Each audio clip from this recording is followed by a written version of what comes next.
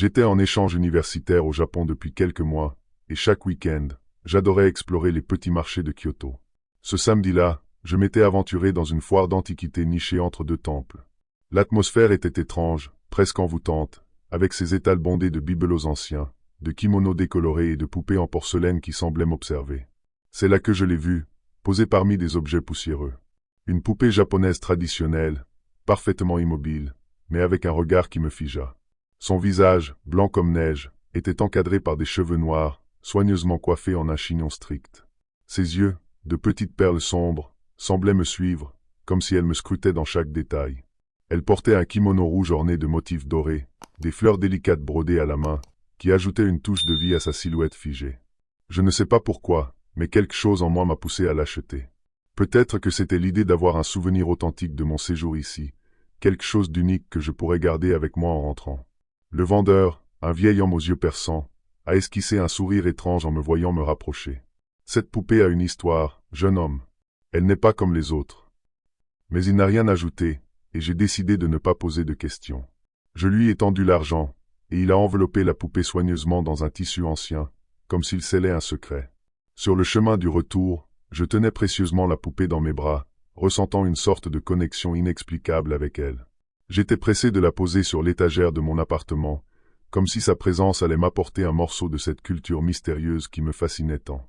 La première nuit après avoir installé la poupée sur une étagère dans mon appartement, j'ai dormi sans encombre, me sentant presque apaisé par la présence de cet objet si distinctif. Mais c'est dès le lendemain matin que j'ai remarqué quelque chose d'étrange. La poupée, elle ne semblait pas être exactement dans la même position que celle où je l'avais posée. Ses mains délicates, qui étaient repliées sur ses genoux, semblaient légèrement déplacées, comme si elles avaient bougé de quelques millimètres.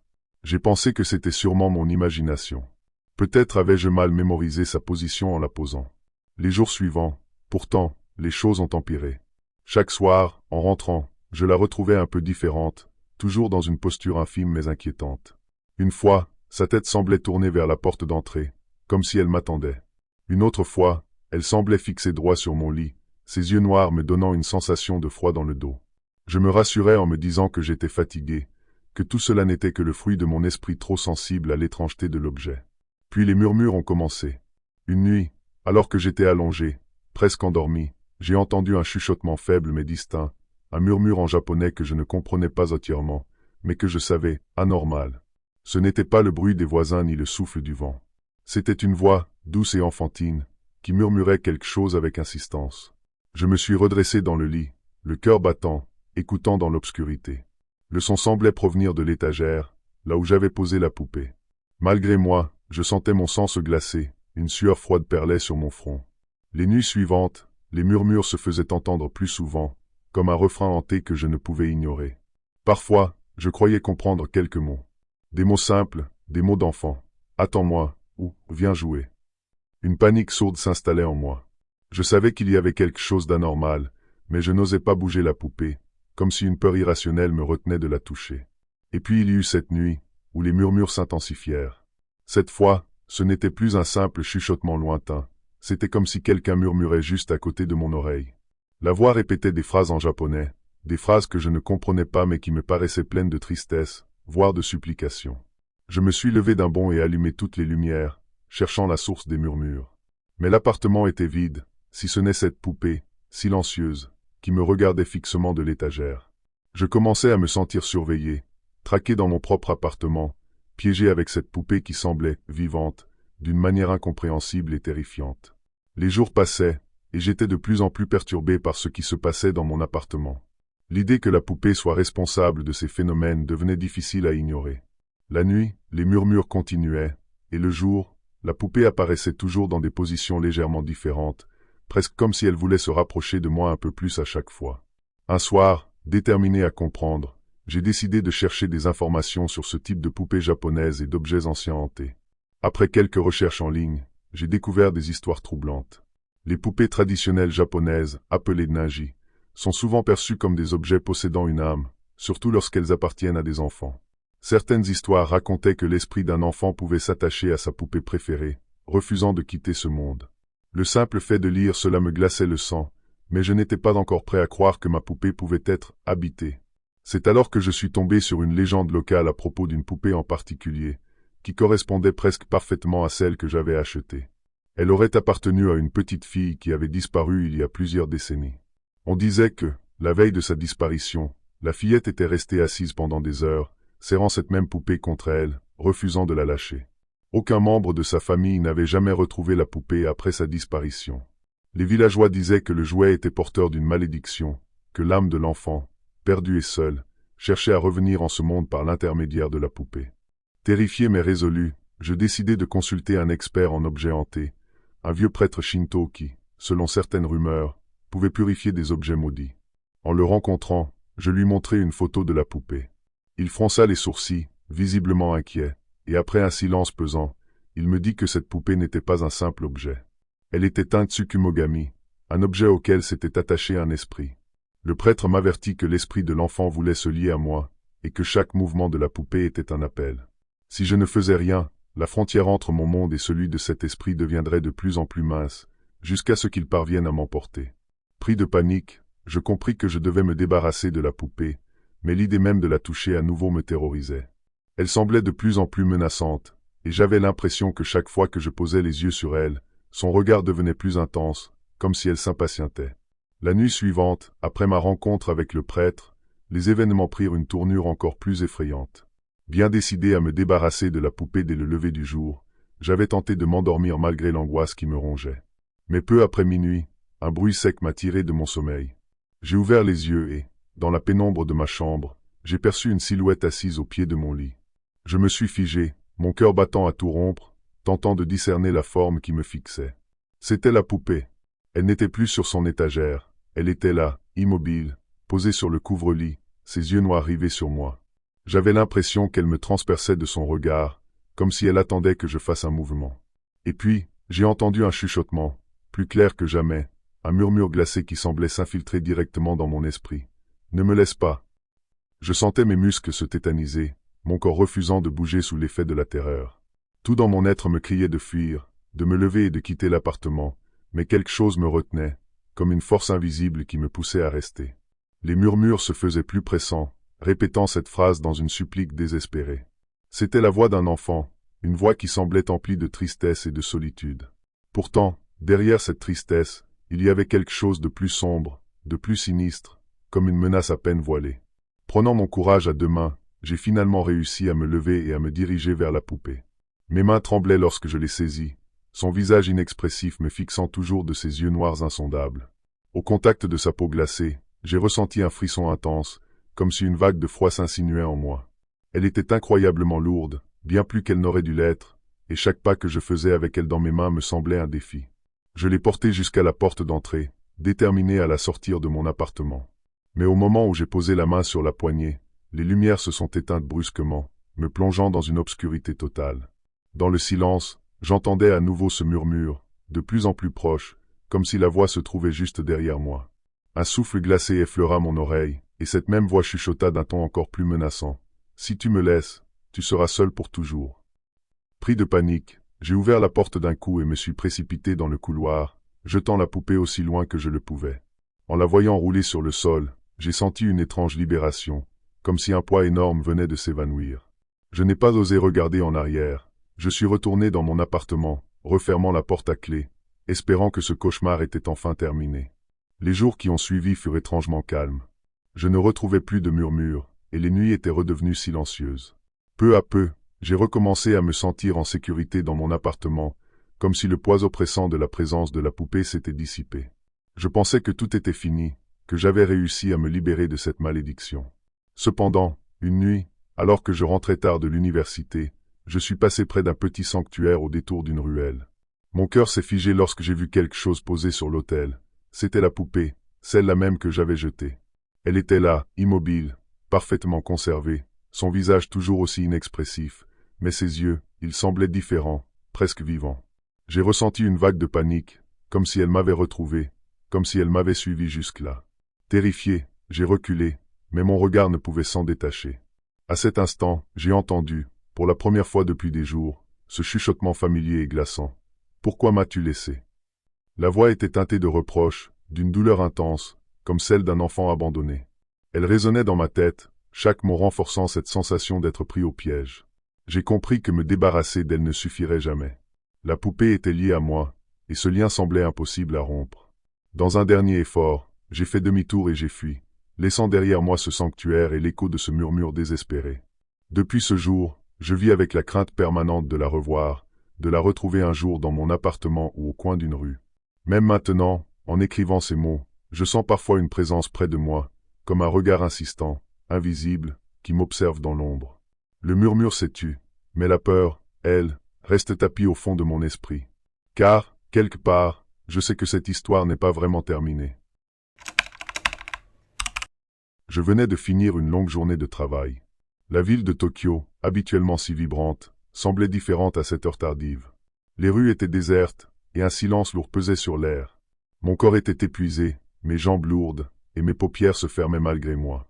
J'aspirais à rejoindre mon lit, à laisser le poids de la journée s'effacer dans le sommeil.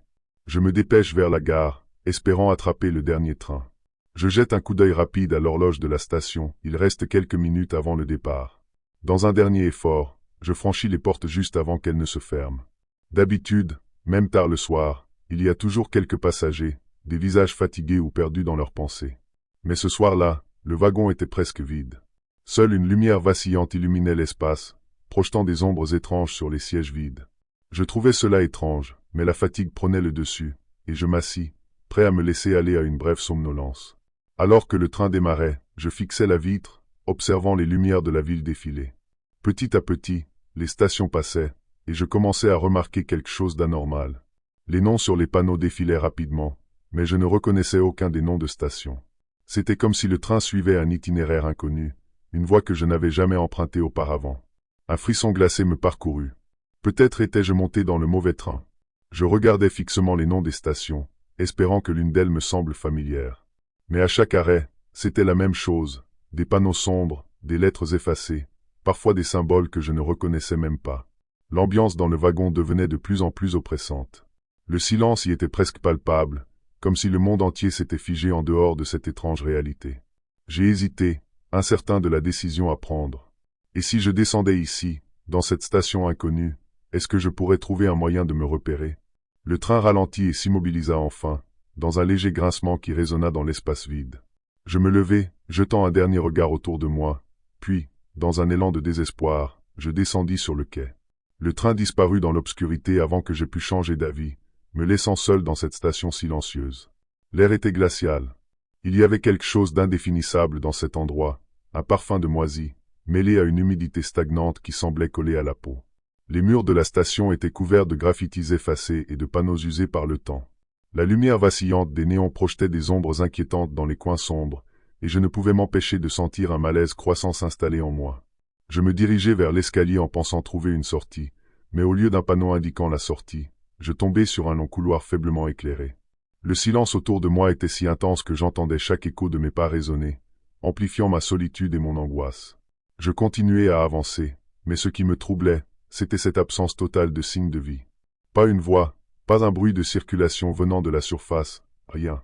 Après ce qui me sembla une éternité, je retournai sur le quai, espérant qu'un autre train passerait, un train qui me ramènerait à la réalité. Je jetai un coup d'œil à ma montre, mais les aiguilles semblaient figées. Le temps semblait ne plus exister ici. Puis, un bruit sourd résonna au loin, et un souffle d'air annonça l'arrivée d'un autre train. Soulagé, je me préparai à monter, pensant que cette épreuve allait enfin prendre fin. Mais dès que je mis un pied dans le wagon, un terrible pressentiment me frappa. C'était le même wagon, le même intérieur silencieux et glacial que celui que j'avais quitté. Comme si je venais de revenir exactement au point de départ. L'angoisse commençait à me gagner. J'avais l'impression d'être piégé dans une boucle sans fin, un labyrinthe dont les murs invisibles me ramenaient toujours au même endroit. Je décidai de descendre à nouveau à la station suivante, espérant contre toute logique que cette fois-ci serait différente. Mais encore une fois, je me retrouvai seul sur le même quai désert, entouré des mêmes graffitis effacés et des néons tremblotants. C'était comme si cet endroit n'appartenait à aucun lieu réel, comme si j'avais quitté le monde familier pour un espace isolé, figé dans le temps. J'essayais de garder mon calme et de penser rationnellement. Peut-être était-ce une sorte de rêve, ou peut-être même un cauchemar. Je me pinçai le bras, espérant me réveiller, mais la douleur était bien réelle. Je cherchais mon téléphone pour appeler quelqu'un, pour chercher une quelconque connexion au monde extérieur, Mais il n'y avait aucun réseau, comme si l'endroit lui-même refusait tout contact avec la réalité. Désemparé, je me dirigeais vers un autre escalier. Celui-ci semblait plus étroit, ses murs plus sombres, presque oppressants. Les marches étaient usées et craquaient sous mon poids, ajoutant à l'atmosphère sinistre. En haut, je trouvais une autre plateforme, identique à la précédente. Mon cœur battait de plus en plus fort, un sentiment de terreur primitive s'installant en moi. J'avais l'impression que chaque recoin de cet endroit me surveillait, que je n'étais pas aussi seul que je le pensais. En revenant sur le quai principal, je m'assis, tentant de rassembler mes pensées. La fatigue m'écrasait, mais le moindre bruit, la moindre ombre semblait se mouvoir à la périphérie de ma vision. Des murmures lointains commençaient à résonner, comme des voix étouffées qui se mêlaient à l'écho de la station. Des bribes de mots, de phrases, comme des appels lointains d'âmes perdues. C'est alors que je compris que j'étais peut-être piégé dans un cycle dont il n'y avait aucun retour possible. L'atmosphère devenait de plus en plus lourde, oppressante, comme si l'air autour de moi se densifiait à chaque seconde. Les murmures que j'avais entendus auparavant se faisaient maintenant plus distincts, plus proches. Au début, je pensais que c'était simplement le vent ou des bruits d'un autre train qui approchait, mais quelque chose me disait que ce n'était pas le cas. Les voix n'étaient pas réelles, elles semblaient appartenir à l'endroit lui-même. Je me levai brusquement, les yeux scrutant chaque coin de la station dans l'espoir de repérer la source de ces bruits. Mais rien, aucun mouvement. Pourtant, j'avais cette sensation viscérale qu'on m'observait. Chaque instant passé dans cet endroit me rendait plus vulnérable, plus fragile face à l'invisible. Un frisson glacial parcourut mon échine, et c'est alors que je les vis. D'abord, c'était à peine perceptible, une silhouette sombre se fondant avec l'obscurité. Puis, une autre apparut, presque imperceptible, mais cette fois, je n'avais aucun doute. Des formes indistinctes se tenaient là, dans l'ombre, juste à l'orée de ma vision. Leur présence semblait suinter de l'air lui-même, des ombres vivantes, s'étirant et se tordant d'une manière qui défiait les lois de la logique. J'essayais de m'approcher, mais dès que je faisais un pas dans leur direction, elles se déplaçaient, se repliant dans l'ombre, comme si elles savaient que je venais. Mes mains tremblaient, et un sentiment de terreur indescriptible envahit tout mon être. Il ne s'agissait plus seulement de la peur d'être perdu dans cet endroit étrange, mais de la sensation qu'il y avait des présences ici, des entités qui n'étaient pas vivantes, mais ni mortes non plus. Elles flottaient entre les deux mondes, perdues, tout comme moi. Mon souffle se fit plus court, mes jambes plus faibles. Une silhouette plus distincte se forma enfin, une silhouette qui se détacha de l'obscurité. Elle n'avait ni forme claire, ni visage, mais je pouvais sentir son regard fixé sur moi, une pression invisible mais accablante qui me paralysait. Puis, dans un souffle, elle disparut, mais son absence laissa une trace de terreur dans l'air, comme si elle m'avait marqué d'une manière que je ne pouvais expliquer. Mes yeux se remplirent de larmes. J'avais l'impression de suffoquer, la station devenant un tombeau où des milliers de spectres m'observaient, attendant que je devienne l'un d'eux. Je reculais, mon cœur battant dans ma poitrine comme un tambour furieux, mes jambes tremblant sous la peur. J'étais désormais sûr que cet endroit n'était pas réel, du moins pas de la manière dont j'avais toujours connu la réalité. Ces ombres, ces murmures, et cette sensation persistante de ne jamais pouvoir m'échapper, tout cela me confirmait que je n'étais plus dans le monde que je connaissais. J'étais quelque part entre deux dimensions, entre deux vies. La station, qui au début semblait simplement abandonnée, était désormais comme un piège, une chambre funeste dont il n'y avait pas de sortie. J'essayais à nouveau de monter dans un autre train, de changer de direction, de fuir ce lieu, mais à chaque fois, je me retrouvais invariablement sur le même quai, face aux mêmes néons vacillants et aux mêmes graffitis effacés. Chaque tentative de partir me ramenait toujours au point de départ. C'était comme si les lois du temps et de l'espace étaient suspendues ici, m'emprisonnant dans une boucle sans fin. C'est alors que l'idée me traversa l'esprit, douloureuse et terrifiante. Et si cet endroit était le limbo? Une station perdue, un lieu où les âmes errantes se retrouvaient, incapables de retrouver leur chemin, condamnées à errer éternellement entre les mondes. Peut-être étais-je devenu l'une de ces âmes. Peut-être que mon train, ce dernier train que j'avais pris cette nuit-là, n'avait jamais été destiné à me ramener chez moi. Peut-être que j'étais déjà mort, ou du moins, que je l'étais d'une certaine manière. Le temps semblait s'étirer indéfiniment, chaque minute pesant sur mes épaules comme un fardeau invisible. Mes pensées se brouillaient. Un claquement de doigts à peine perceptible me fit sursauter, et je me retournai brusquement. C'était une figure sombre, indistincte, mais sa présence m'envahissait, m'oppressait. Elle ne bougeait pas, elle n'agissait pas.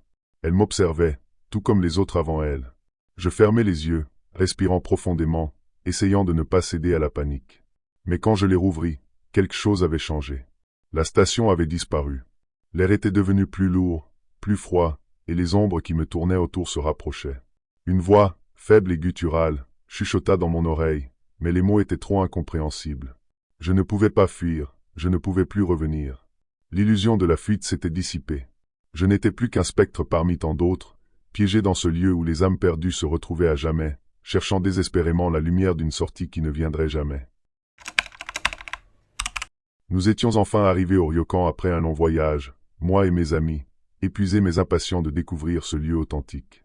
En franchissant la porte d'entrée, j'ai ressenti un frisson parcourir mon dos, une étrange sensation de malaise difficile à définir.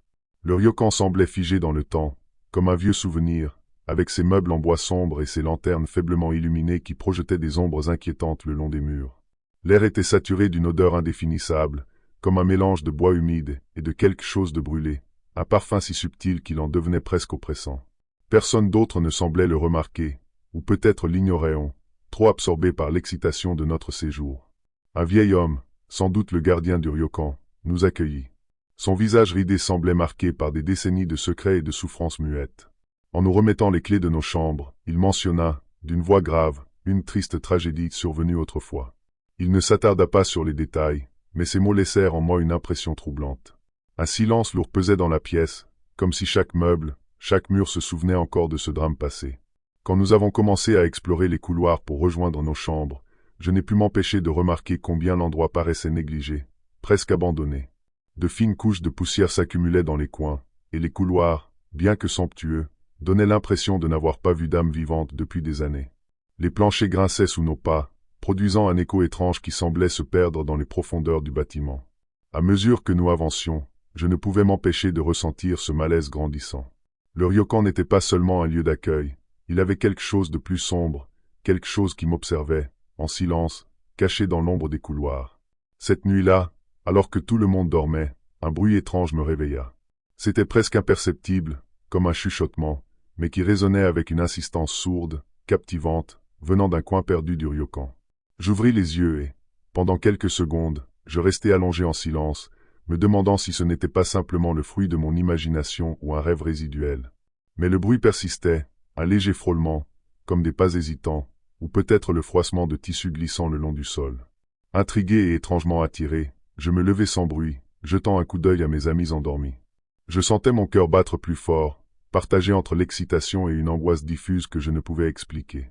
À peine avais-je franchi la porte de ma chambre que l'air froid du couloir m'enveloppa, me glaçant jusqu'aux os. Le silence qui régnait autour de moi était presque oppressant, alourdi par ce parfum indéfinissable de cendres et de bois humide. J'avançai prudemment, essayant de faire le moins de bruit possible. Le ryokan semblait différent dans l'obscurité nocturne, ses murs sombres et anciens paraissaient se resserrer autour de moi. Les couloirs, étroits et interminables, s'étiraient comme des labyrinthes, leurs ombres se tordant et se mouvant légèrement à chaque pas que je faisais, comme si elles respiraient, suivant chacun de mes mouvements. Soudain, j'entendis de nouveau ce bruit, plus proche cette fois. Mon cœur manqua un battement. C'était le même murmure doux, presque imperceptible, qui m'avait réveillé. Je me mis à avancer vers l'origine du son, mes pieds me guidant malgré moi vers une aile du ryokan que je n'avais jamais remarquée, un couloir plus étroit et plus sombre encore que les autres. Les lanternes étaient éteintes, et seules quelques faibles lueurs s'infiltraient par les interstices des murs. Et puis, je la vis. Une silhouette se dessinait faiblement dans l'ombre au bout du couloir, immobile. La lumière de la lune perçait légèrement à travers une fenêtre proche, révélant une femme, d'une pâleur surnaturelle, debout et droite comme une statue. Elle portait un yukata ancien, son tissu légèrement délavé, comme s'il avait traversé des années sans jamais être touché. Ses cheveux noirs, raides et longs, encadraient un visage blanc, presque translucide, où deux yeux sombres fixaient intensément une porte trancadée à sa gauche, sans ciller. Je restai figé, hypnotisé par cette vision surréelle. Elle ne me regardait pas, mais son attention, presque obsessionnelle, était entièrement captée par cette porte close. Il y avait quelque chose de dérangeant dans son regard vide, comme si elle tentait désespérément de voir au-delà du bois de la porte, comme si quelque chose d'horrible s'y cachait, attendant qu'on le libère. Un frisson glacé parcourut mon dos, mais mes jambes refusaient de bouger. Je ne savais plus combien de temps j'étais resté là, incapable de détourner les yeux. Puis, sans un son, sans même tourner la tête, la silhouette commença à s'éloigner, s'effaçant lentement dans les ténèbres du couloir. Sa présence s'évapora comme un souffle, ne laissant derrière elle que le silence et cette odeur persistante de brûlé. Tremblante, je regagnai ma chambre, essayant de calmer les battements frénétiques de mon cœur. Je ne savais pas si c'était un rêve, une hallucination ou si j'avais réellement vu, quelque chose. Mais une chose était sûre, cette nuit-là, le ryokan n'avait plus rien d'accueillant. Ses murs semblaient garder des secrets anciens, et je commençais à comprendre que certains d'entre eux cherchaient peut-être à se révéler, ou pire, à nous entraîner avec eux. Le lendemain matin, je me réveillais encore troublé par ce que j'avais vu durant la nuit. La silhouette de la femme en yukata hantait mes pensées, et malgré mes efforts pour me convaincre que ce n'était qu'un rêve, je ne pouvais oublier ce regard fixe et cette porte close. Je décidai d'en parler à mes amis, espérant qu'ils m'aideraient à rationaliser ce que j'avais vécu. À ma grande surprise, ils prirent mon récit très au sérieux. Un de mes amis, Kenji, mentionna qu'il avait ressenti un malaise étrange depuis notre arrivée, comme si le ryokan portait une présence palpable. Motivés par ma description de la femme, nous décidâmes d'enquêter sur l'histoire du lieu. Nous retournâmes voir le vieil homme de l'accueil, et après quelques questions hésitantes, il se laissa aller à nous révéler une partie du passé tragique du ryokan. Il nous raconta qu'il y a des décennies, le ryokan avait été ravagé par un terrible incendie. Plusieurs clients et membres du personnel n'avaient jamais eu la chance de s'échapper. Ils avaient péri dans les flammes, emprisonnés dans l'aile la plus ancienne du bâtiment, cette même aile où j'avais vu la femme. L'homme ajouta, presque à contre-cœur, que depuis ce jour, des rumeurs circulaient parmi les habitants de la région. Certains prétendaient que les âmes des victimes hantaient encore les lieux, incapables de trouver le repos, revivant éternellement les dernières heures de leur vie. Ces révélations jetèrent un froid parmi nous. Nous avions tous entendu des histoires de maisons hantées ou d'esprits errants, mais les détails de ce récit, combinés à ce que j'avais vu, rendaient cette histoire terriblement réelle. Je ne pouvais m'empêcher de revoir cette femme en yukata, debout devant cette porte. Que attendait-elle? Était-elle l'une des victimes du feu? Alors que nous continuions nos recherches, l'atmosphère du ryokan devint encore plus oppressante. Les couloirs, qui semblaient déjà sinistres la nuit, nous paraissaient maintenant étrangement menaçants même en plein jour. Plusieurs fois, nous eûmes l'impression de nous perdre, comme si le bâtiment se jouait de nous, modifiant subtilement son agencement. Les pièces, les couloirs, tout semblait se transformer, nous poussant à tourner en rond, à revenir inévitablement vers cette aile sombre et silencieuse. À chaque coin, j'avais l'impression d'être observé. Les murs eux-mêmes semblaient chuchoter, porteurs de secrets terribles qu'ils n'attendaient qu'une occasion de révéler. Mes amis ressentaient la même chose, un poids lourd, presque tangible, qui nous oppressait à chaque pas. À un moment donné, nous retrouvâmes la porte que j'avais vue la nuit précédente, celle devant laquelle la femme se tenait. Contrairement à tout le reste du ryokan, cette porte semblait intacte, comme si les flammes l'avaient épargnée. Il y avait quelque chose de terriblement anormal à son sujet, quelque chose de magnétique et de répulsif à la fois. Personne n'osait l'ouvrir, comme si une peur instinctive nous avertissait du danger qu'elle cachait. Sans en dire un mot, nous reculâmes tous lentement, comme si cette porte elle-même nous repoussait. Mais dans nos cœurs, nous savions qu'elle recelait une vérité sombre, un fragment du passé que le ryokan tentait désespérément de garder enfoui. Et malgré la terreur qui me tenaillait, je sentais une étrange obsession naître en moi, un besoin de comprendre ce qui s'était vraiment passé. Cette nuit-là, le véritable cauchemar commença. Tout d'abord, ce furent des bruits sourds, comme des coups frappés contre les murs. Puis des murmures incompréhensibles, glissant le long des corridors, amplifiés par le silence oppressant du ryokan. Nous étions tous réveillés, blottis dans la chambre, écoutant ces bruits angoissants qui semblaient venir de tous côtés. Chaque coup résonnait comme une menace, comme si quelque chose ou quelqu'un tentait de s'introduire dans la pièce. Mon cœur battait si fort que je craignais qu'il ne trahisse notre présence. Puis, le grincement des portes, des chambres voisines. Nous sortîmes pour vérifier et trouvâmes certaines portes entr'ouvertes, alors que nous étions certains de les avoir fermées. En avançant dans le couloir, une vague d'air glacé nous enveloppa, et une voix, à peine un murmure, résonna derrière moi. Je me retournai brusquement, mais il n'y avait rien, seulement une ombre fugitive disparaissant dans un angle. À ce moment, nous comprîmes que nous ne pouvions pas rester dans cette aile du ryokan. Pris de panique, nous tentâmes de nous diriger vers la sortie, mais les couloirs semblaient interminables, se transformant en un labyrinthe mouvant. Chaque tournant nous ramenait au même point, face à cette porte maudite où j'avais vu la silhouette la première nuit. Peu importe combien de fois nous tentions de fuir, nous revenions toujours à ce même endroit. Alors que l'angoisse montait, nous réalisâmes qu'il manquait quelqu'un, Kenji. Nous n'avions aucune idée de quand il s'était éloigné, ni pourquoi. Son absence laissait un vide glacial dans notre groupe. Ses affaires étaient toujours dans la chambre, mais il avait disparu sans un bruit. Le vieil homme de l'accueil prétendait ne pas l'avoir vu, mais son regard fuyant et sa posture crispée laissaient peu de place au doute. Il savait quelque chose, mais refusait de nous dire la vérité. Désespérés, nous fouillâmes le ryokan à sa recherche, appelant son nom à travers les couloirs vides. Nos voix se répercutaient sans fin, nous revenant en échos étouffés, mêlés aux murmures fantomatiques qui emplissaient l'air. Par moments, Il me semblait entendre sa voix, faible, comme un appel à l'aide venant de quelque part, mais à chaque fois que je tentais de suivre le son, il se dissipait, me laissant seul dans le noir. Alors que nous avancions, des ombres commencèrent à apparaître, floues, mais incontestablement humaines. Elles se tenaient au coin des corridors, immobiles, observant silencieusement. Leurs visages étaient flous, comme s'ils étaient effacés par le temps, mais leurs yeux vides fixaient intensément chacun de mes mouvements, glacial, inhumain. Je les voyais de plus en plus près, sentant leur souffle glacial chaque fois que je m'approchais trop. Leur silence pesant était pire que n'importe quel cri, c'était comme s'ils attendaient quelque chose de moi, quelque chose que je ne pouvais comprendre. La peur s'était transformée en terreur pure. Nous étions pris au piège, coincés dans un cauchemar dont nous ne pouvions pas sortir, à la merci de ces présences qui semblaient se multiplier à chaque instant. La réalité du ryokan se dissolvait peu à peu, comme si nous glissions dans un monde parallèle, celui de ces âmes en peine condamnées à errer. Au bord de l'effondrement, je réalisais que ce n'était pas seulement nous qui étions piégés ici. C'était comme si le ryokan lui-même cherchait à nous garder, à nous assimiler, comme il avait fait avec les âmes de ses victimes des années auparavant. La tension était devenue insupportable. Nous avions parcouru le ryokan de fond en comble sans retrouver Kenji. Il semblait s'être volatilisé dans ce dédale obscur, aspiré par les ténèbres qui habitaient cet endroit. Mes autres amis et moi étions épuisés, mais quelque chose en moi refusait de lâcher prise. Une force inconnue, une obsession malsaine, me poussait à revenir vers cette porte trancadée, là où j'avais vu la femme en yukata la première nuit. Comme si derrière ce bois usé se cachait la réponse à tout ce cauchemar. Déterminé, je m'avançai jusqu'à la porte.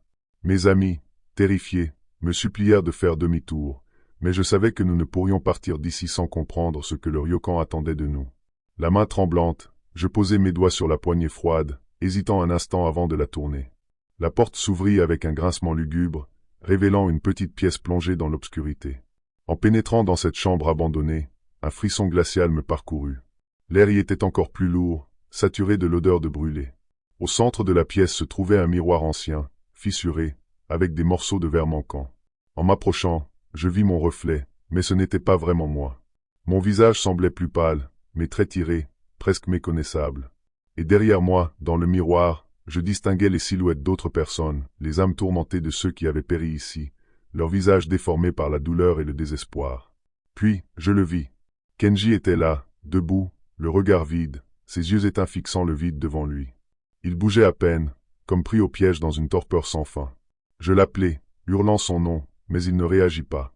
Au lieu de cela, son reflet se dissipa, se fondant dans les autres silhouettes derrière moi. Mon sang se glaça. Kenji était devenu une partie d'eux, une âme emprisonnée par le ryokan.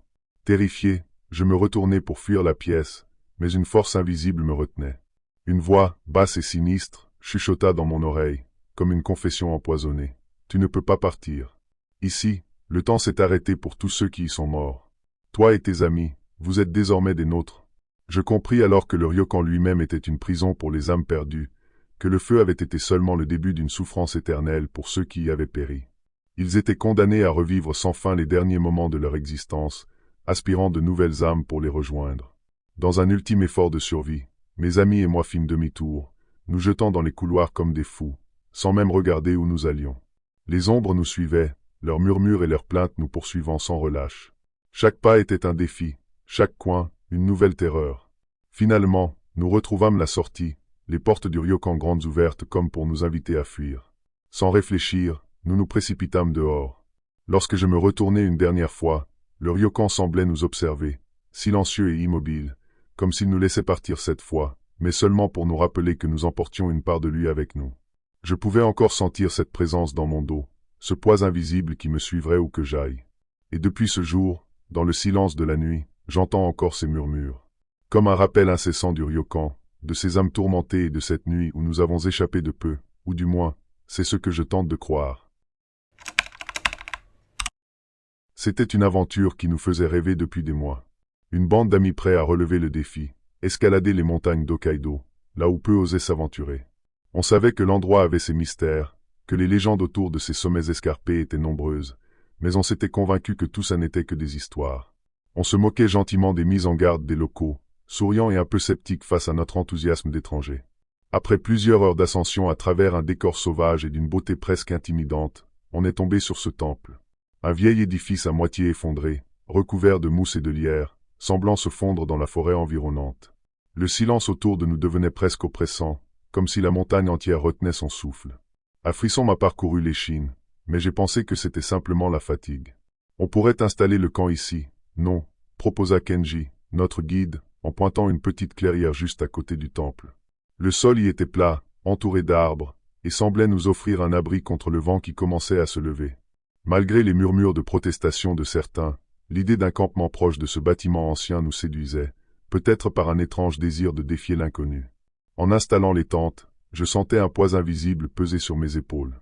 L'endroit avait une atmosphère étrange, presque lugubre, comme si les pierres elles-mêmes portaient les stigmates de siècles de solitude. Plus d'une fois, j'ai surpris mes compagnons en train de regarder vers l'ombre du temple, scrutant la pénombre comme si quelque chose, ou quelqu'un, nous observait en silence. Mais personne ne voulait briser l'ambiance ni admettre son malaise. Au crépuscule, alors que la lumière déclinait, le temple paraissait encore plus sinistre. Ses vieilles portes vermoulues étaient entr'ouvertes, dévoilant un intérieur sombre et vide, comme une bouche béante prête à nous engloutir.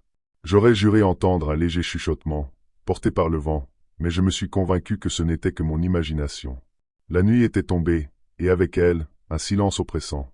Seul le vent soufflait entre les arbres, produisant un sifflement inquiétant qui semblait parfois murmurer des mots indistincts. Mes compagnons étaient déjà dans leur tente, chacun essayant de trouver le sommeil, mais moi, je n'arrivais pas à fermer l'œil. Il y avait quelque chose dans l'air, une présence invisible mais palpable, comme un poids qui appuyait sur ma poitrine. Soudain, un bruit étrange déchira le silence. Un rugissement sourd, profond, qui résonna à travers la forêt. Mon cœur s'accéléra, et je tendis l'oreille, figé. Ce n'était ni le vent, ni un animal que j'avais déjà entendu. Il avait quelque chose d'inhumain, de primal. Les autres avaient aussi entendu, car j'entendis le bruit des fermetures éclairs de leur tente qui s'ouvraient. On se regardait, nos visages éclairés par la lueur froide de nos lampes frontales, tous aussi effrayés que moi. Kenji, notre guide, se leva et sortit sa lampe torche. « Je vais voir » murmura-t-il, comme pour ne pas déranger les ombres autour de nous. On l'observa s'éloigner, sa silhouette se fondant peu à peu dans les ténèbres. Quelques secondes plus tard, on l'entendit crier. Il revint en courant, le visage pâle et les yeux écarquillés. J'ai vu quelque chose, une forme, dans l'ombre. Des yeux rouges qui me fixaient. Un frisson parcourut tout le groupe. Certains murmuraient entre eux, comme pour se rassurer. Mais l'atmosphère devenait de plus en plus oppressante, presque suffocante. Des sons étranges, des rires étouffés et des chuchotements, semblaient venir de tous côtés, se rapprochant, puis s'éloignant. Je regardais autour de moi, essayant de localiser la source, mais il n'y avait rien. Juste des arbres, des ombres, et ce temple sinistre qui semblait nous surveiller silencieusement. Le sol sous mes pieds vibrait légèrement, comme si quelque chose de massif se déplaçait à proximité. Chaque pas résonnait, lent et lourd, donnant l'impression qu'une créature invisible avançait vers nous. Le son semblait se rapprocher, martelant l'air d'un rythme implacable, et je sentais mon cœur battre au même rythme, affolé. Le froid devenait mordant, mais ce n'était pas la température qui me glaçait le sang. C'était ce sentiment de malaise qui se muait en terreur pure, comme si la montagne elle-même s'amusait de notre peur. À peine avions-nous repris notre souffle après le retour paniqué de Kenji que les visions ont commencé. Le premier à en être victime fut Naoki. Il s'était éloigné de quelques pas pour essayer de capter un signal sur son téléphone, quand je l'entendis pousser un cri d'horreur. En me retournant, je le vis, figé, le visage déformé par une terreur indicible. Il fixait quelque chose devant lui, mais quand je regardai dans la même direction, je ne vis rien d'autre que la forêt sombre. « Naoki, ça va ?» demandai-je en m'approchant de lui. Il ne répondit pas, comme s'il était en transe, et continua à murmurer quelque chose de presque inaudible. En m'approchant, je compris enfin. « Maman, je suis désolé. » Puis, d'un coup, il se mit à trembler, se couvrant le visage de ses mains. À peine avais-je posé ma main sur son épaule pour le rassurer que Yuki, un autre membre de notre groupe, hurla à son tour. Elle reculait, les yeux rivés sur un point devant elle, comme si elle voyait une créature abominable. « Ils vont tous mourir, à cause de moi. » balbutia-t-elle, ses yeux remplis de larmes et de terreur. La panique se répandit comme un feu de forêt parmi nous. Chacun voyait quelque chose de différent, des images effroyables, personnelles, comme si nos pires peurs s'étaient matérialisées autour de nous. Moi, je vis quelque chose aussi. Une figure tordue, une version monstrueuse de moi-même, avec des yeux vides et un sourire grotesque. Elle me fixait intensément, un rictus cruel sur les lèvres, comme si elle savourait ma peur. Je ne pouvais pas détourner le regard, hypnotisé par cette image cauchemardesque. Les rires, les chuchotements et les palours se rapprochaient, accentuant encore notre panique. On ne savait plus ce qui était réel. Nos voix se mélangeaient en un brouhaha de supplications, de prières, de cris d'effroi. La terreur nous paralysait, mais quelque chose, une voix dans ma tête, me soufflait que c'était exactement ce que la créature voulait. Elle jouait avec nous, s'amusant de nos faiblesses et de nos peurs, se nourrissant de nos angoisses comme un prédateur invisible tapi dans l'obscurité. Dans cette folie collective, il devenait difficile de faire confiance aux autres. Chaque ombre, chaque geste semblait suspect. La pensée effroyable que le Oni avait pu prendre la forme de l'un d'entre nous commençait à germer, alimentant encore notre paranoïa. L'angoisse s'intensifiait à chaque seconde qui passait. Chacun de nous était désormais pris dans une spirale de terreur, et l'idée de rester là, près du temple, était devenue inconcevable. Kenji, toujours notre guide, nous hurlait de partir, de fuir avant qu'il ne soit trop tard. Mais les visions, l'étouffante sensation d'être observés, nous paralysaient. La montagne semblait nous retenir, comme si elle avait décidé de nous emprisonner dans ses ombres éternelles. « On doit descendre, tout de suite !» criait Kenji, ses yeux fous d'horreur. Mais c'était comme si la montagne elle-même nous résistait. Le sentier que nous avions emprunté pour arriver ici semblait se tordre sous nos pieds, comme un serpent sinueux qui nous faisait perdre toute orientation. Les arbres autour de nous se fermaient, bloquant la lumière de nos lampes frontales, rendant chaque pas plus incertain que le précédent. Alors qu'on se frayait un chemin à travers la forêt dense, une sensation glaciale m'envahit. Quelque chose de massif, d'invisible, nous suivait. Le bruit des pas lourds, lents et réguliers, était toujours là, derrière nous, comme une menace implacable. Je me retournais sans cesse, mais il n'y avait rien. Rien d'autre que des ombres mouvantes et un vent de plus en plus glacial qui semblait chuchoter des mots incompréhensibles. « Il est là, il nous suit », murmura Yuki, la voix brisée. Je la vis se pencher soudainement, son visage se tordant de douleur. Elle se battait contre une vision, une peur qu'aucun d'entre nous ne comprenait entièrement. « Il va nous tuer un par un », chuchota-t-elle en fixant quelque chose dans l'obscurité. J'essayai de la retenir, mais ses jambes se dérobaient sous elle. Elle s'effondra, ses yeux vides de toute lucidité. Je me précipitai vers elle, mais quand je tournai la tête vers le groupe, je vis que certains de mes compagnons disparaissaient, engloutis par la nuit. Leurs silhouettes se fondaient dans les ténèbres, comme si elles n'avaient jamais existé. C'était de plus en plus évident, nous étions piégés. Je me mis à courir, mes pieds s'embrouillant dans les racines et les pierres qui se dressaient sur le chemin, mais je ne pouvais pas m'arrêter. À chaque coin de forêt, à chaque ombre, je croyais voir une silhouette, un monstre hideux se cachant dans l'obscurité, prêt à nous dévorer. Je jetais des regards effrayés vers mes compagnons, certains à peine capables de suivre, d'autres complètement perdus dans leur folie. Soudain, le bruit des pas lourds s'intensifia. Le sol vibrait sous nous, comme si la montagne elle-même se mettait en mouvement. Je voulais crier, mais aucun son ne sortait. Nous étions seuls face à l'entité qui nous pourchassait, et je savais, au fond de moi, que l'espoir était perdu. Une présence invisible mais omniprésente nous encerclait, et je n'avais qu'une seule pensée, fuir, fuir à tout prix. Mais où fuir quand la montagne elle-même semblait être devenue notre geôlière? Je ne me souviens pas exactement de ce qui s'est passé après. Peut-être que la fatigue m'a rattrapé, ou peut-être que c'était la peur qui m'a fait perdre la notion du temps. Tout ce que je sais, c'est qu'au matin, je me suis retrouvé seul. La lumière du jour était pâle, comme si le soleil lui-même avait peur de s'aventurer trop loin dans cette forêt maudite. Mon corps était couvert de contusions et de coupures, mes vêtements déchirés, mais le pire, c'était l'horreur dans mes yeux.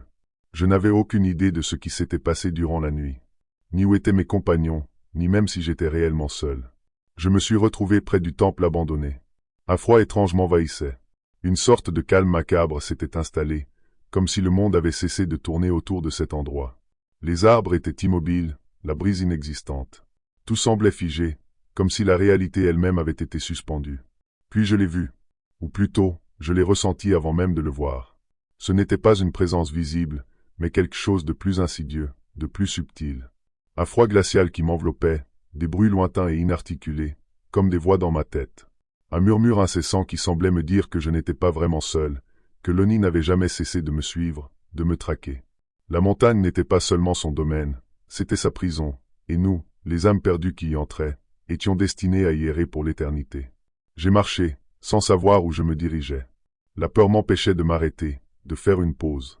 Je voulais juste m'éloigner, m'échapper, mais chaque pas me semblait aussi futile que le précédent.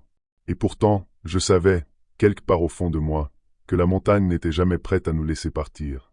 Des jours ont passé avant que je ne sois retrouvé. Mon esprit était brisé, ma bouche scellée par la terreur. On m'a trouvé errant près de la base de la montagne, presque inconscient, murmurant des mots incohérents. Mais je savais ce que j'avais vu. Je savais ce que j'avais ressenti. Lonnie est réel. Et il attend toujours. Quand les secours m'ont ramené, ils m'ont dit que mes compagnons n'avaient pas été retrouvés. Ils ont parlé de disparitions mystérieuses, de personnes qui avaient simplement disparu dans les montagnes, comme si la forêt elle-même les avait engloutis. Mais je savais mieux que ça. Je n'avais pas vu mes amis mourir, mais leurs visages hantaient mes rêves, leurs cris se mêlant au chuchotement dans la nuit. Et la montagne, cet endroit maudit, me rappelait sans cesse que Lonnie, lui, n'avait pas disparu. Il rôdait toujours là, dans l'ombre des arbres, prêt à dévorer ceux qui oseraient s'aventurer trop près de ses frontières. Il n'y a pas de fin pour ceux qui rencontrent Lonnie. Il n'y a que l'éternité. Lorsque je suis arrivé dans cette petite ville pour le festival, je ne savais pas vraiment à quoi m'attendre. On m'avait dit que c'était une fête traditionnelle, un événement où la musique, les danses et les costumes anciens plongeaient la ville dans une ambiance presque mystique. Les ruelles pavées, les maisons en pierre et les lanternes suspendues créaient une atmosphère à la fois chaleureuse et mystérieuse, comme si chaque coin de rue cachait des secrets anciens. La nuit était tombée, et des lampions orangés éclairaient faiblement les rues bondées de villageois. Ils portaient des masques aux formes bizarres et colorées, certains riant, d'autres arborant des expressions étranges, presque inquiétantes. Il y avait dans l'air une odeur de bois brûlé et de vin chaud qui rendait l'atmosphère envoûtante. La musique traditionnelle résonnait, mais j'avais cette impression sourde que quelque chose n'allait pas. Au milieu de la foule, je l'ai vue pour la première fois. Une silhouette masquée, immobile, me fixait à travers le flux de gens qui passaient devant elle. Son masque était différent des autres, simple, sans décoration, mais d'un blanc sinistre, avec des yeux noirs et vides qui semblaient absorber tout autour d'eux. Une sueur froide a parcouru mon dos. Je me suis dit que c'était peut-être un acteur, une sorte d'animateur du festival. Pourtant, il y avait dans cette présence quelque chose de dérangeant, comme si ce masque me regardait au-delà du tissu et de la foule, directement dans mon âme. Je détournai le regard, mal à l'aise, et me mêlai de nouveau aux festivités, tentant d'oublier cette figure étrange. Mais même en riant avec les autres et en me perdant dans les étals de nourriture et d'artisanat, je sentais toujours ce regard pesant, comme si, où que j'aille, ce masque continuait à m'observer, silencieux et implacable. Je continuais de parcourir le festival, mais une angoisse sourde s'installait en moi. À chaque coin de rue, chaque détour, j'apercevais à nouveau cette silhouette masquée. Elle apparaissait, immobile, toujours à quelques mètres de moi, puis disparaissait dans la foule, seulement pour réapparaître plus loin. Cette sensation d'être suivi devenait oppressante, et je ne pouvais plus ignorer la peur qui montait en moi. J'ai fini par m'arrêter à un étal pour demander au vendeur s'il connaissait cette figure étrange. Avec un sourire nerveux, il baissa la voix et me raconta une légende locale. On l'appelle le chasseur d'âmes, murmura-t-il. C'est un esprit ancien qui, chaque année pendant le festival, choisit une victime et la suit jusqu'à ce qu'il l'emporte avec lui, dans le monde des morts. Le vendeur sembla hésiter, puis ajouta, en baissant encore plus sa voix, « Si le chasseur t'a choisi, il n'y a pas d'échappatoire. Il te trouvera, quoi que tu fasses. » Je me forçai à sourire, essayant de prendre cela à la légère, comme si ce n'était qu'une histoire pour effrayer les visiteurs. Mais, au fond de moi, quelque chose s'était fissuré. Cette légende résonnait avec une force sinistre, et je me rendis compte que cette silhouette n'avait jamais été aussi proche. Je tournai la tête par instinct, et là, dans l'ombre d'une ruelle, je l'aperçus de nouveau, immobile, son masque vide pointé dans ma direction. La tension devenait insupportable. J'essayais de me fondre dans la foule, de me mêler au rire et au chant pour me distraire, mais à chaque fois que je me sentais un peu plus en sécurité, cette silhouette réapparaissait. Le masque blanc, impassible, semblait se rapprocher à chaque instant. J'avais l'impression d'être pris au piège dans un cauchemar, où, peu importe ma fuite, il était toujours là, à m'attendre au prochain tournant. Je pris mon courage à deux mains et m'enfonçai dans une ruelle, espérant que l'étroitesse des lieux me permettrait de lui échapper. Mais alors que je marchais à pas rapides, le silence s'épaissit, comme si la musique et les rires s'éloignaient progressivement, jusqu'à devenir des murmures lointains. Les lampions éclairaient faiblement les murs de pierre autour de moi, et une sensation de malaise se transforma en un frisson glacial. Soudain, à l'angle d'une ruelle sombre, il était là, juste devant moi. Son masque me fixait, et cette fois, il semblait encore plus réel, plus menaçant, comme s'il me défiait de continuer. Mon cœur battait à tout rompre, et je sentais mes jambes prêtes à céder sous la panique. Cette silhouette, immobile et silencieuse, était comme une ombre figée, mais son regard invisible perçait mon âme. J'étais paralysé, incapable de bouger, comme pris dans une toile d'angoisse dont je ne pouvais plus me libérer. La peur s'était transformée en une panique incontrôlable. Sans réfléchir, Je fis demi-tour et me mis à courir à travers les ruelles sinueuses du village. Mes pas résonnaient lourdement sur les pavés, se mêlant au battement frénétique de mon cœur. Tout autour de moi, l'atmosphère du festival semblait changer, se transformer en une version tordue et menaçante. Les lumières des lanternes s'étaient affaiblies, jetant une lueur vacillante et sombre qui projetait des ombres inquiétantes sur les murs de pierre. La musique joyeuse avait disparu, remplacée par un silence oppressant, presque surnaturel, brisé seulement par l'écho de mes propres pas. Je me précipitai vers ce qui me semblait être la place principale, mais quand j'y arrivai, elle était déserte, plongée dans une obscurité lourde. Les étals, les décorations, tout ce qui faisait la vie et l'animation du festival semblait s'être évanoui, comme si la ville elle-même s'était vidée en un instant. Il n'y avait plus aucune trace des villageois, aucun signe de fête. Tout avait été remplacé par une sensation de vide glacé, un décor figé où le temps semblait s'être arrêté.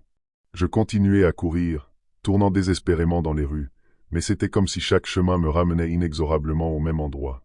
C'était un véritable labyrinthe, où chaque ruelle semblait se refermer derrière moi, me forçant à avancer vers des recoins encore plus sombres et silencieux.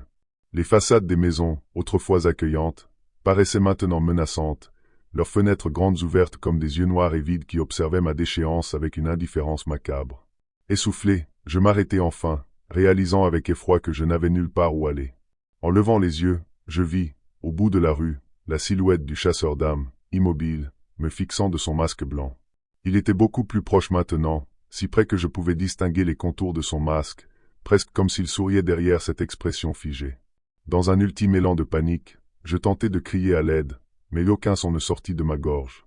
C'était comme si ma voix m'avait été arrachée, comme si le silence lui-même m'étouffait.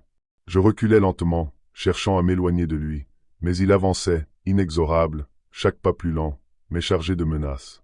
D'un coup, je trébuchai et m'écroulai au sol.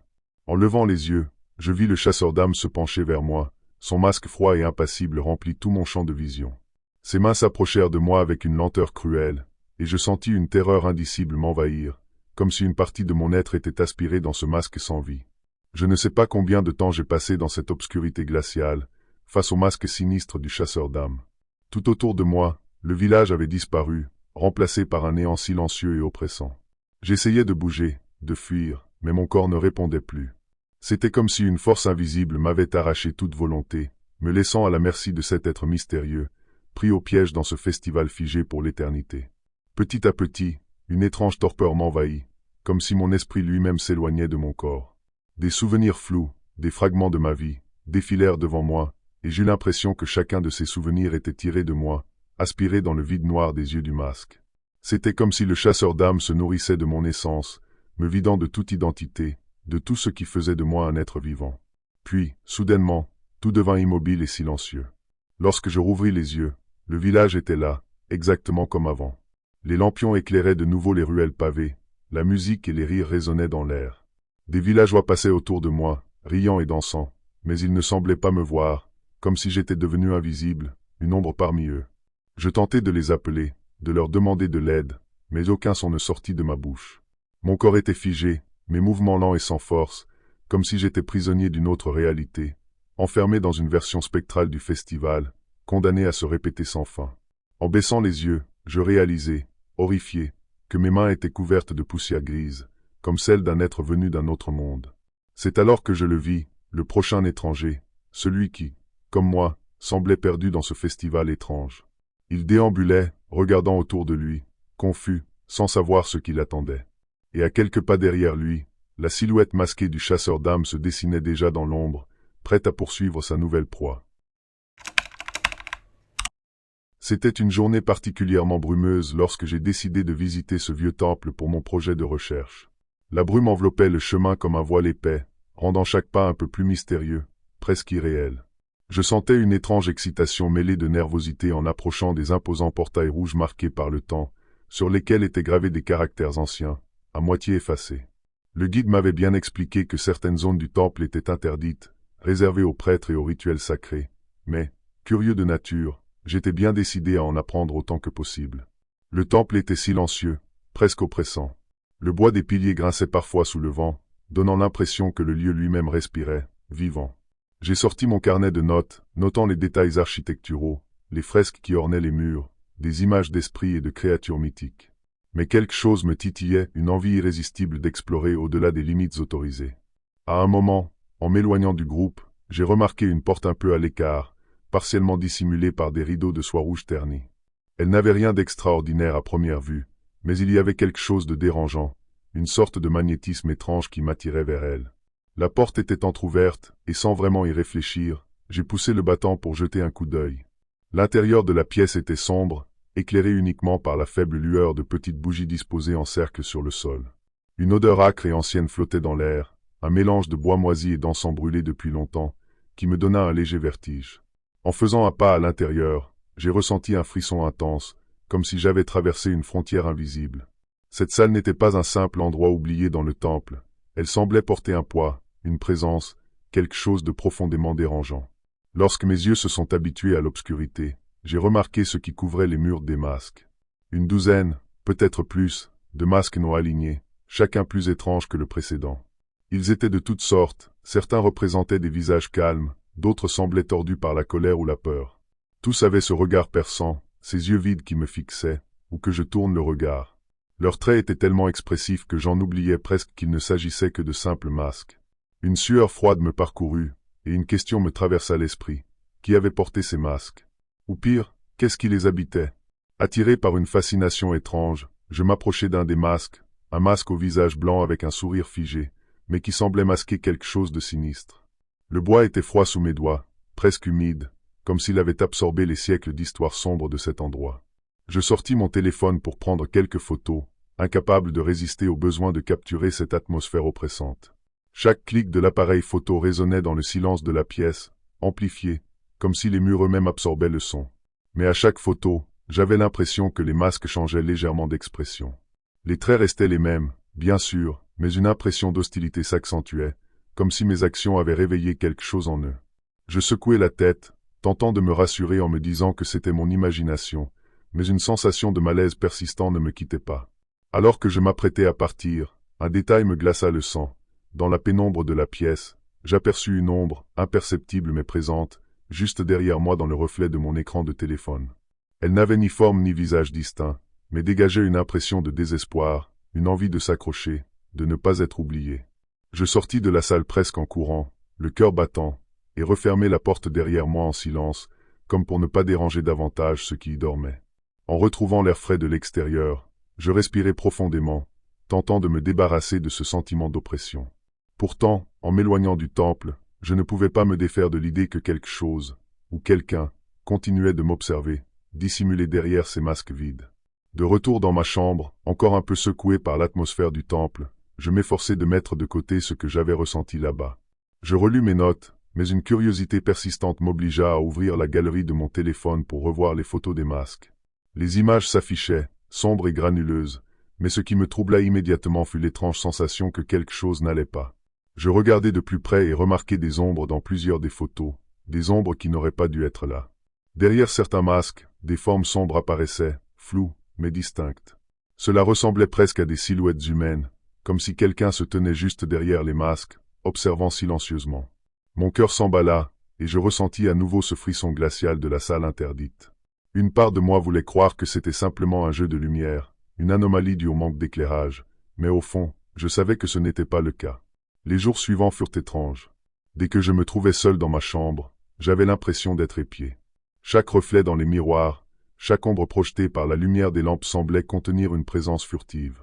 Un soir, alors que je m'apprêtais à me coucher, je remarquai quelque chose dans la vitre de ma fenêtre. Une silhouette sombre, immobile, semblait se dessiner dans le reflet, à la place où aurait dû être mon propre reflet. Je me retournai aussitôt, mais il n'y avait rien derrière moi. Loin de me calmer, cette apparition sembla inaugurer une série d'événements de plus en plus perturbants. Les ombres se faisaient de plus en plus fréquentes, apparaissant dans les coins de mon champ de vision, dans les reflets des fenêtres et des miroirs, me suivant partout où j'allais. Elles semblaient se rapprocher, envahissant peu à peu mon espace personnel, et, même si je tentais de les ignorer, je ne pouvais nier cette impression oppressante d'être constamment observé. Un soir, alors que l'angoisse me rongeait de l'intérieur, je décidai de prendre des mesures plus sérieuses. Je ne pouvais plus ignorer ce qui se passait autour de moi. Il fallait que je comprenne ce qui se cachait derrière ces ombres, derrière ces silhouettes furtives qui se glissaient dans chaque reflet. J'avais une vague idée de ce à quoi je pourrais faire face, mais je n'osais y croire. Cependant, l'idée persistait. Tout cela avait un lien avec les masques. J'ai commencé à rechercher des informations sur les masques et non. Ce que j'ai trouvé m'a glacé le sang. Selon une vieille légende, ces masques n'étaient pas seulement des objets de théâtre. Ils étaient portés lors de cérémonies sacrées, et chaque masque était censé renfermer l'esprit d'un individu, souvent une personne ayant commis un acte impur ou irréparable. Ces esprits, une fois enfermés dans les masques, étaient condamnés à errer éternellement, piégés dans leur forme figée, à la recherche d'une nouvelle victime pour pouvoir s'échapper. Ce fut un article ancien, écrit par un spécialiste du folklore japonais, qui attira mon attention. Il parlait d'une tradition dans certains temples où les masques n'ont été utilisés non seulement pour le théâtre, mais aussi pour emprisonner des âmes malveillantes. Ces âmes, privées de repos, devenaient de plus en plus puissantes avec le temps, jusqu'à ce qu'elles trouvent une personne assez vulnérable pour leur permettre de revendiquer un nouveau corps. J'eus un choc en me souvenant de la sensation étrange que j'avais eue en entrant dans la salle des masques. Ce sentiment de présence, cette sensation d'être observé, et les ombres qui avaient suivi mes pas depuis ce moment-là. C'était ça. Une de ces âmes m'avait probablement choisi. Je n'étais qu'un simple vecteur pour elle, un corps temporaire. La pensée de ce que cela signifiait me fit frémir. Je décidai alors de consulter un expert local en rituels anciens, espérant qu'il puisse m'aider. Il m'expliqua que pour briser cette malédiction, il me faudrait retourner au temple, confronter les masques et l'âme qui me poursuivaient, et accomplir un rituel pour libérer l'esprit piégé. Mais il me mit en garde, une fois que l'âme aurait pris un intérêt pour moi, il n'était pas facile de s'en défaire. La seule issue possible était de ramener un autre corps pour remplacer le mien. Et là, je compris que l'esprit des masques n'hésiterait pas à tout faire pour accomplir son désir. Le matin suivant, une sensation d'oppression m'envahit dès que je me réveillai. Je n'avais pas bien dormi, la nuit ayant été marquée par des cauchemars récurrents. Dans mes rêves, les masques m'appelaient, leur sourire figé me poursuivant dans un tourbillon de visages sans expression. Je me réveillai en sursaut, la sueur froide couvrant mon front, mais une part de moi savait que ce n'était pas juste un rêve. Ce n'était pas fini. L'âme malveillante qui habitait ces masques ne m'avait pas encore lâché. Elle attendait patiemment que je commette une erreur, un faux pas. Je pris une décision irrévocable. Il fallait que j'aille au temple, y retourner là où tout avait commencé. Je savais que ce que j'avais à faire n'allait pas être facile, mais c'était la seule chance que j'avais de briser cette malédiction. Je rassemblai quelques affaires, mais avant de partir, je pris un dernier regard dans le miroir. Une fois de plus, une silhouette se formait dans le reflet derrière moi, plus nette cette fois. Une forme floue, mais suffisamment distincte pour me faire comprendre que l'entité n'était plus simplement présente dans les ombres, mais était en train de se rapprocher de plus en plus. Au moment où je quittais mon appartement, je sentis la présence derrière moi. Ce n'était plus une illusion, ni un reflet. C'était réel. J'avais l'impression d'avoir une ombre qui me suivait, qui se collait à ma peau, m'enserrant, me serrant la gorge. Mes mains tremblaient alors que je montais dans le bus en direction du temple. J'avais l'impression que chaque passager me regardait d'un air étrange, comme s'il savait, comme si tout le monde autour de moi savait ce qui m'arrivait.